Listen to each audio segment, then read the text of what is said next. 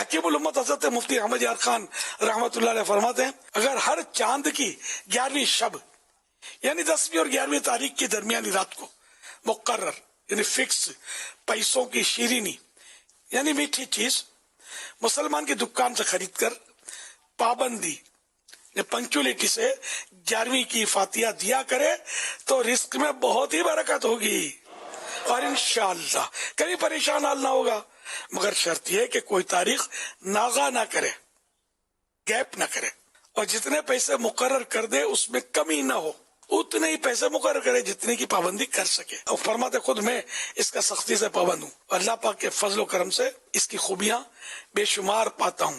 تو الحمدللہ یہ مفتی احمد یار خان صاحب رحمۃ اللہ علیہ کا فارمولہ ہے، پابندی کرے اور شرط ہے کہ کوئی تاریخ ناغا نہ کرے۔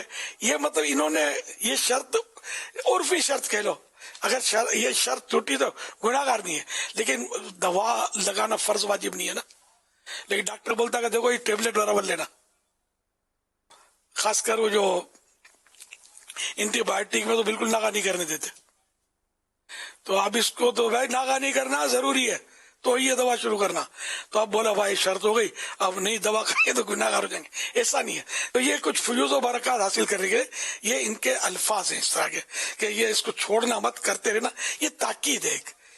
اس کا مطلب یہ نہیں کہ شرن کو یہ شرط لگ گیا اور جو یہ اس انداز پہ نہ کرے وہ گناہ گار ہو جائے گا، ایسا بھی نہیں ہے۔